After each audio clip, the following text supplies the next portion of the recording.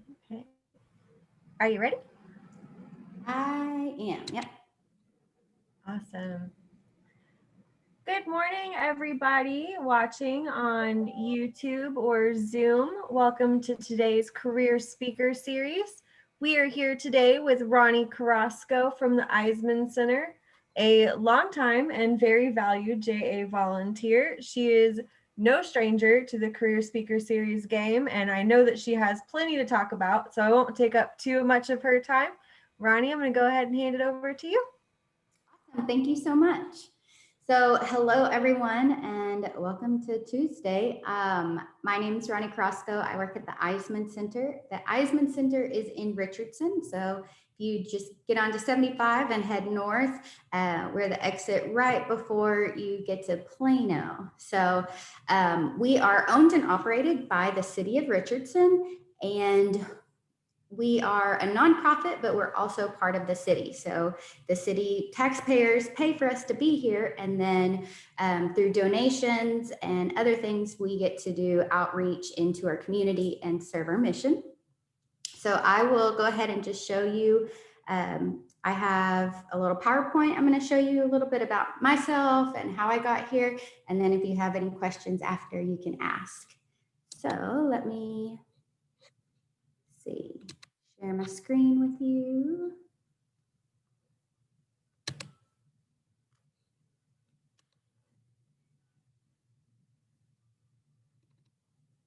Okay.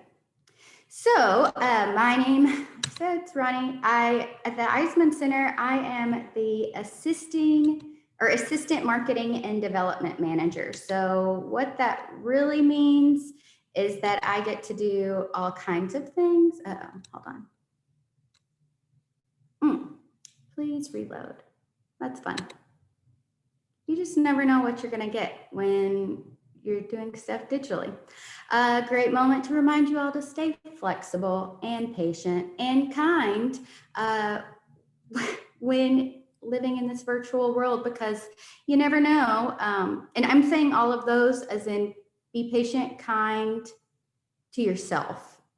Now, of course, you want to do that to others, but I think this is like the number one lesson that you can learn virtually is that it's never happened before. We've never had to do this. Just like me speaking from you, I usually have technical difficulties, and now I have them even more because we're all technically here together. So let's see. I think I got it now, maybe. There we go. All right, so I'm the Assistant Marketing and Development Manager at the Eisemann Center. Technically, I am responsible for our social media, creating social media, digital content, creating the any post that goes out, but also development. So developing funds, getting money. We just had North Texas Giving Day a couple of weeks ago, and we actually raised over $6,000, which was huge because we've never made that ever. I think our first year we did like 1,000. Over the summer, we had another one because of COVID, and we made 2,000 and got 6,000. So exciting stuff. So development, I do kind of everything. I am a Kansas City Chiefs fan. My boyfriend is a longtime fan, and I love the Chiefs. So they're so fun. It's such a great crowd. I know I went to 3 games last season. So hoping to go to another one soon. I'm also a cat mom. I have a cat named Steve. That's Shteve, because Steve, we thought Steve was a boy. And then when I took her to the vet, they said, well, Steve is a she. So Steve is just funny to me. So she's great. I graduated with a Bachelor's of Science in Music Education from A&M Commerce. And I meant to put this in there. I went to Dallas County Community College, so go Thunder Ducks. I am the first person to graduate college from my family. And going to a community college was awesome because I didn't really know what I wanted to go to college for. I love to sing, and I just wanted, fine, Mom, you're going to make me go to college. I'm going to be a singer. I still love to sing, and I do sing. However, I got a bachelor's of science, so I could teach others how to sing. And I was able to go from Dallas Community College with zero debt and just transfer right into the A&M system. The classes were great. The education was great, and it saved me a lot of money. So I also got a master's degree in arts leadership and cultural management. I knew when I was teaching, I taught for 8 years, and I knew probably around year 3 or 4 that I like teaching, but I want to do something bigger. And I didn't really know what that meant. So I started Googling. Different jobs and careers that had to do with art education. And I found the arts leadership and cultural management degree, and it was awesome.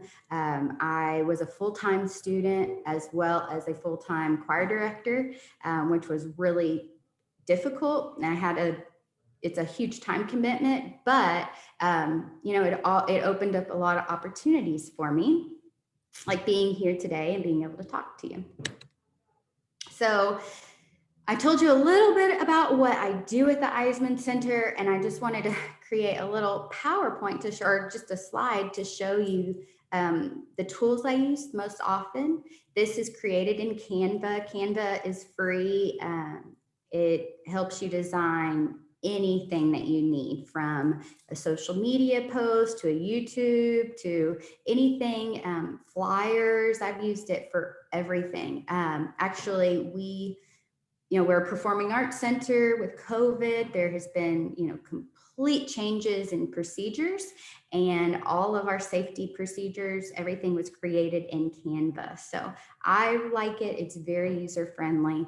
I'm not tech savvy, didn't go to school for marketing and design, so Canva helps me a lot.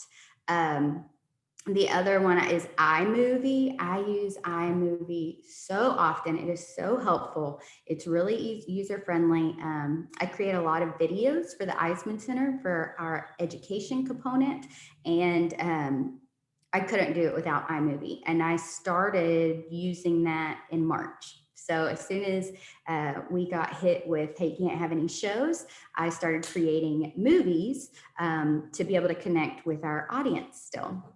And then PR, that's Adobe Premiere. That is another technical thing. I don't use Adobe Premiere as much. You've probably heard like Photoshop. So Adobe Photoshop is part of that suite. I'm using it now because, if you have a video on Instagram, it is a different size than what's on Facebook. And since I get to do all of our social media, I need to be able to change those images really quick, and Adobe does that for me. So I would highly recommend, if you are interested in marketing of any kind, if you're wanting to be an Instagram influencer, your marketing game and your digital stuff needs to be top notch. So start practicing. Let's see. I think I skipped a slide. Yeah. So how did I get this job? Like I said, I was a middle school choir director for 8 years, and I knew that I wanted to change careers. I actually had taught when I ended my teaching career, and I'm, not that old, but when I ended my teaching career, I had sang in the same room 20 years before. So if you think about that, like 20 years ago, little Roni was learning how to be a choir member and be the best of her being in the same room. If you want to be anywhere when you get older, consistency is key. That's just what it is. So you have I put hard work and who you know. So anyway, that is me and Dirk Novinsky. He is such a great guy. Now, do I know Dirk? No. Does he know me? Definitely not. However, I have a picture with him because I met him at a marketing event. It was for North Texas Giving Day. He was there out in front of American Airlines Stadium at like 4 a.m. with all of us crazy nonprofit people, just trying to bring awareness to our organizations and to North Texas Giving Day. And of course, he took pictures with all of us, and I was so nervous. Will you get on stage with me? And I thought that was so funny because, my little poster is a stage, because the Eisemann Center is a stage. And ironically, his kids actually perform on the Eisemann Center stage. And so I'm pretty sure he knew, but, you have to get out of your comfort zone to be where you want. And regardless of what you do, I've always just been that person who doesn't mind being awkward or like embarrassing myself to get attention that our organization needs. How I actually got my job was I was at a friend's wedding, and the friend who was getting married, his mom, I heard so much about her all the time. She worked at the Eisemann Center. She got to do all these cool things. She got to do all this cool stuff. And so I just walked up to her and said, "Hey, I want to be you one day. My name's Roni." And and just started. And she just kind of looked at me frightened and said, "Okay, there's internship possibilities at the Eisemann Center." And so, that's how I got to intern at the Eisemann Center. It was while I was getting my master's degree. I had to get an internship, and I found one. The picture to the left of Dirk is the Choir of Man. They are a performing group. They opened for Kelly Clarkson. If you're a fan of Kelly Clarkson, anyone who can open up a performance for her is good with me. They were going to be performing here in March, and that was actually the weekend that everything got canceled because of COVID. They were going to be here that Saturday and perform, and it was canceled. And so I am, an Instagram creepo, and I follow Choir of Man, and I saw, because they were already in Dallas, they're from Europe, and I was like, oh, they're in Dallas. They're just like a block away from where I live. So I just kind of dried my tears of sadness that everything was canceled, and I went over and met them and talked to them and got a picture with them. So, you have to get out of your comfort zone to do what you want to do and who you want to be. So these are two pictures of kind of what we did before. Mandy Harvey, she is a performer. She was deaf, or she went deaf in high school, or right after high school. She went to college. She was actually at Colorado State, go Rams. And she lost her hearing. She lost her hearing, and her dad said, "Well, you can't give up. You're too good of a singer. You can't give up." And so she re-taught herself how to sing. She performs barefoot so that she can feel the vibrations of her band or the other instruments or the rhythm of the music. And she continues to perform. She was actually a Golden Buzzer winner on American Idol, or not American Idol, on the other Simon show, America's Got Talent. And then I don't think she won, but she tours all over now. And she performed at the Eisemann Center. And so that's just a fun thing that I get to meet all of these different artists and performers. And, whenever I left choir, and teaching, I was so sad because I thought, man, I'm gonna miss out on, the singing aspect. I'm gonna miss out on these musical opportunities. I'm gonna miss out on connecting with students, because that's one thing I really loved being as an educator, is someone who could just be honest with you. And I still get to do it. I still get to connect with students. I still get to meet people. I still get to be around music all the time. And it's really cool how I could have never planned what I do. I could have never imagined that I get to do this when I grow up. I'm still thinking, what do I want to be when I grow up? Realistically, I want to be the person in charge of this whole building. I want to be the person who connects everyone in the community to the fine arts. And I didn't know that when I was in high school. I knew that I loved the arts. I loved choir. I loved theater. I loved being involved. I wanted to go to college to continue performing and getting to do all those things. But really, I didn't realize that I was building the foundations of what I was going to be. I was a section leader in high school. I loved to help teach the people in my section how a song was supposed to go. I loved to, kind of be a teacher. I loved to teach my peers, even back in high school. And really what I was doing by staying involved and really getting involved and putting myself in those positions of leadership was I was building the foundations of who I am today and I'll continue to be. So that the other picture I have here is of Shanna Tucker. She is a performing artist. I don't remember where she is based. I want to say she's on like the Northeast coast, but she does chamber or cello soul. So she's a cellist, she's a cello player, but she also, that picture, it's kind of far away, but she's standing in front of a synthesizer. And so she creates beats. She'll be telling you a story, kind of singing, and she's creating these beats, and she records them, and then they play on top of each other, and they keep building all the sound. And then she goes and starts playing her cello as she's singing and playing with these rhythms. I mean, it's amazing the technology that she includes into her performance. And this is her at one of the high schools in Richardson.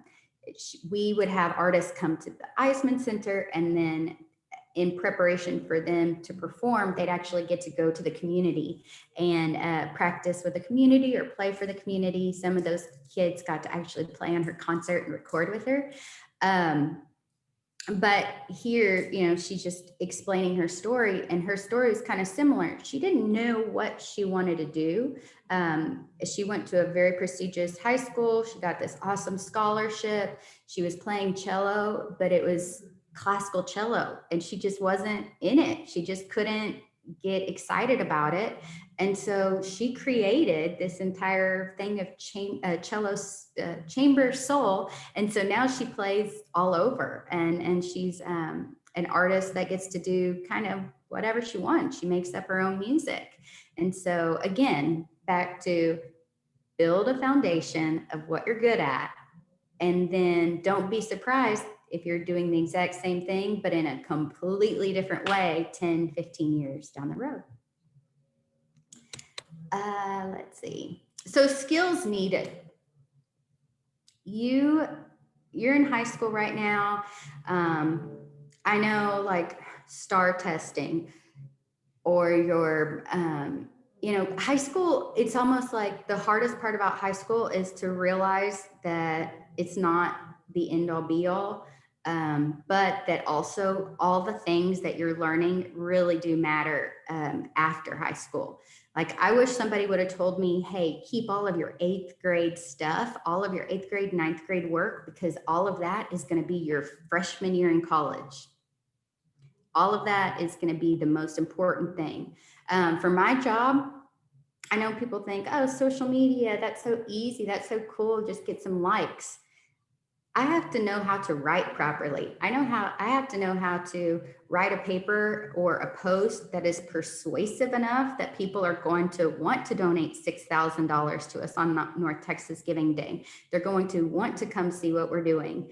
If you cannot write well, you need to practice on it, because there's so many jobs that are based on, people aren't even talking to you, they're reading what you have to say. So writing and grammar is so important.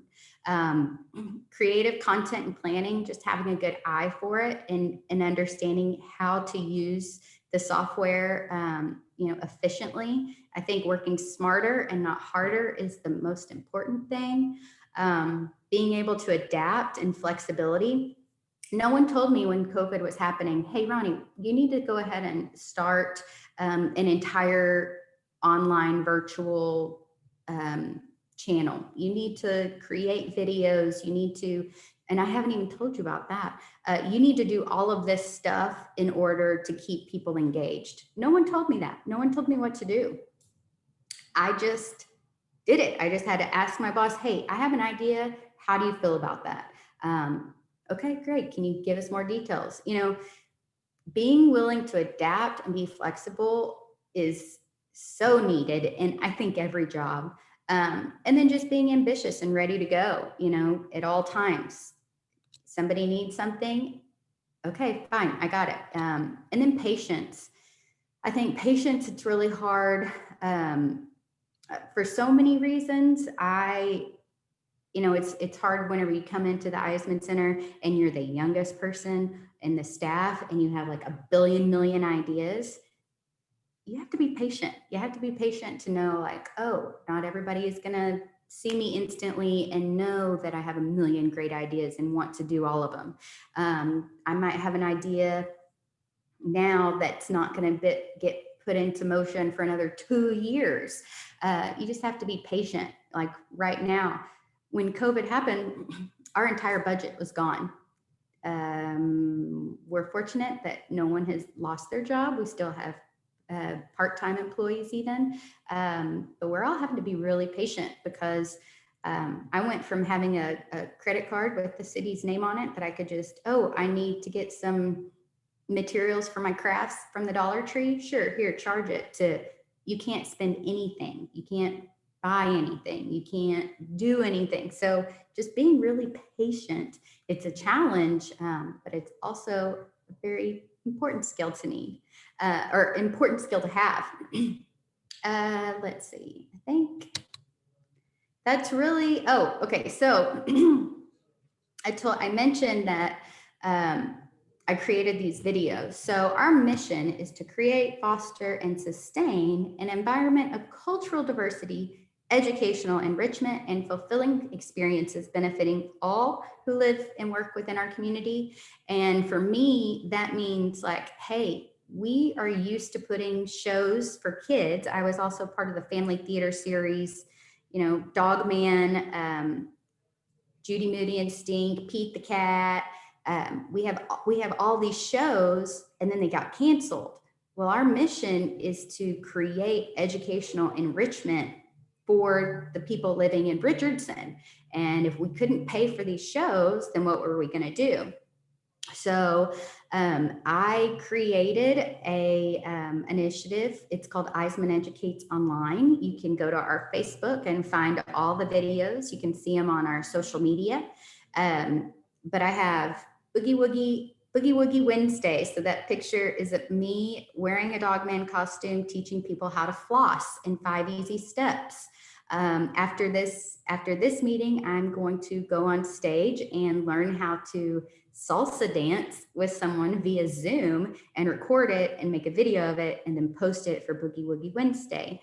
I have Theater Thursday, where I've incorporated aspects of the theater, and I have actually different techs from our tech department. They're going to start helping me with those. Storytime Tuesday. Every Tuesday, I read a book. I edit them in iMovie so that kids can see the pictures and pages, and then I upload it. Glad It's Friday. What else is there? Musical Monday. So some musical Mondays, I'm teaching people how to sing. Yesterday, I taught everyone how to make a panpipe using straws and things that you find around your house. So again, with being flexible and creative and using the skills that I've kind of gained along the years, and definitely my music education degree, I'm able to facilitate an entire program that, had I not, I don't know what would we be offering. We wouldn't be offering anything. And we honestly aren't able to pay for talent until May of 2021 or October of 2021, maybe. So yeah, I'm the most affordable talent right now that the Eisemann Center has. And so I'm using those skills to continue to fulfill our mission. And let's be realistic. What if the city of Richardson stops having money? and they have to start eliminating jobs. They can't eliminate mine because I'm creating talent. I'm making myself important. So make yourself important, friends. Let's see. And I think, this is my last slide. So if y'all have any questions, go ahead and start typing them. It takes pressure to make diamonds. Every moment counts, whether it's a good moment or a bad moment. It's a moment to grow. I've learned so much during this pandemic. I've had some really bad days. I've had some really good days. But I have to remember and remind myself that it takes pressure to make a diamond, a beautiful diamond that's worth so much that people want. It's not free, and it took a lot of pressure to make that, so just remind yourself that and know that we're going through a crazy time, but you can utilize it to build foundations and characteristics that are going to be so important later on.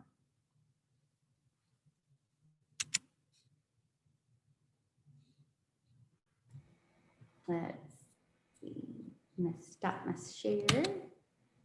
And I'll read some of your comments. It's like we have one question that came through on YouTube. What would you say your favorite concert or event has been while you were working at the Eisemann Center? Oh man.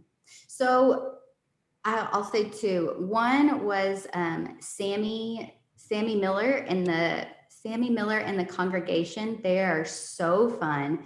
That was like my first week at the Eisemann Center, and we got to go all over Richardson and taking them to different schools, and they just talked a lot about music history and the history of music, but then they're also a huge jazz band. And so that was so much fun. And then also we help host Wildflower Festival, which is a music festival. It's like 4 days long, and there's concerts and all kinds of stuff. And because we host it, you get backstage passes. So I just felt like so cool that I got to have a backstage all access pass for Wildflower Festival. Way cool. Thank you. We have another question. What would you say is your favorite and then your least favorite part of your job? I think my favorite part about it is that every single day is different and that there's nothing ever the same. And my least favorite part is scheduling social media content because it takes so long. I have a huge Excel sheet, and I have to first create the calendar, look up what important things we have going on, what are the national days, whatever. And then I have to write all the copy for it. You can't just post a picture on Instagram. You have to have some context behind it. So creating all of the content and then scheduling it. I think that's my least favorite part. But once it's done, then you don't have to worry about it for a month. Definitely understand that. I was like, we're creeping up on the end, so I think we can squeeze in one more question. What do you think the future looks like for the Eisemann Center, especially now with COVID? I think we're going to see a lot of virtual and in person at the same time. And I anticipate our audience to grow, which would be really great because right now the Eisemann Center is almost the best kept secret in Richardson. However, we had our first live stream and live event on this past Saturday, and we had people watching from Canada, from Europe, all over the world really to watch a performance. So I think I'm excited to see, more people be able to engage at the same time. That is definitely good to know. I know that is one of the features that JA is looking forward to, being virtual, being able to meet people where they are and just reach as many people as possible. Yep. Roni, do you have any parting words of wisdom or anything else that you want to say now that we're creeping up here at the end? No, I just want to thank you all for tuning in, and I hope you maybe look up the Eisemann Center. It's Eisemann. Look us up, and we're wanting to connect with people all over. So thank you again for having me, and just keep up the good work. And just, it's too beautiful a day to not enjoy it.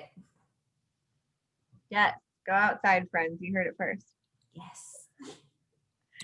Thank you so much, Roni, for being here today. And thank you to our students who tuned in on YouTube. If you have any questions for Roni, ask your teacher. They will get them over to us. We will get them to Roni. If you have any major questions, we will definitely do a follow-up. Roni has signed up for more career speaker series. So if you want to hear more from her, keep an eye on our YouTube page. Roni, thank you so much again for being here with us today. Awesome. Thank you. Y'all have a good one. Bye, everybody. Bye.